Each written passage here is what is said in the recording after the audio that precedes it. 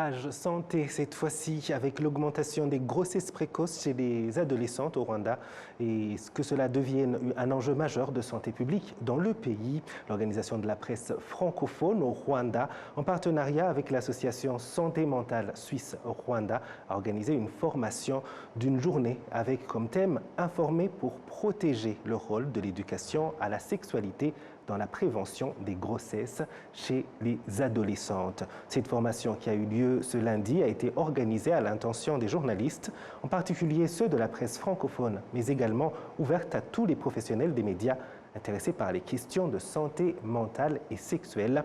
Un reportage de Patrick Nilidandi. Cette formation avait pour objectif de renforcer les rôles des médias comme acteurs clés des sensibilisations et d'éducation. Elle a permis de présenter aux participants les outils déjà disponibles au Rwanda, notamment les fascicules développés par Imbuto Foundation, ainsi que les ressources pédagogiques destinées aux écoles secondaires, dont le programme de Comprehensive Sexuality Education, élaboré par le Fonds des Nations Unies pour la population, en complément d'autres documents de référence. Cette formation a été dispensée par un expert en santé mentale et sexuelle de l'ASMCR, Dr Patana Mulisanze, un psychiatre spécialiste des questions touchant à la sexualité et qui exerce en Suisse. Pour chaque année, plus de 20 000 jeunes adolescentes de moins de 18 ans qui tombent enceintes avec des grossesses non désirées et des conséquences au niveau psychologique, sociétal très importantes. Donc la formation consistait à donner des outils, mais aussi des connaissances par rapport à cette problématique pour que les journalistes, les hommes des médias puissent faire bénéficier à la population et ceux qui les écoutent les stratégies, les informations, l'éducation pour prévenir ce fléau.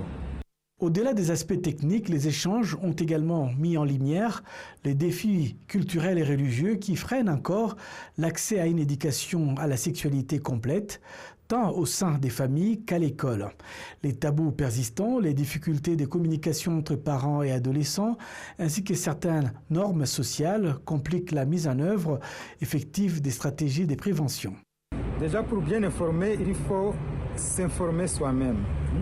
Il faut avoir de l'information, il faut sensibiliser mais sans stigmatiser, il ne faut pas du sensationnalisme, il faut donner des informations qui tiennent sur des ressources officielles mais acceptées, tout en respectant, ça c'est important, la culture rwandaise, les croyances de chacun et dans des termes beaucoup plus clairs et respectueux. L'un des participants à la formation a déclaré à Arabié que cette formation lui a été bénéfique et va améliorer sa capacité dans la diffusion des messages à la population. Nous avons l'information requise sur la santé mentale et sexuelle parce que c'est une éducation et c'est une information. Une éducation parce que nous avons des tabous de gauche à droite culturels qu'il faut briser. Par exemple, s'exprimer aisément, efficacement sur les rapports sexuels. Dans le contexte rwandais, c'est un peu tabou, c'est difficile de parler du sexe en public. Maintenant que le moment est venu pour qu'on en parle et que, disons, nous les journalistes recommandons à nos familiers que les parents parlent à leurs enfants de la sexualité, surtout une responsabilité qui doit résulter de cette sexualité. Plus on est informé, plus on est responsable et plus on pose un acte loyal. Si les initiatives existantes témoignent d'efforts importants, elles montrent aussi leurs limites.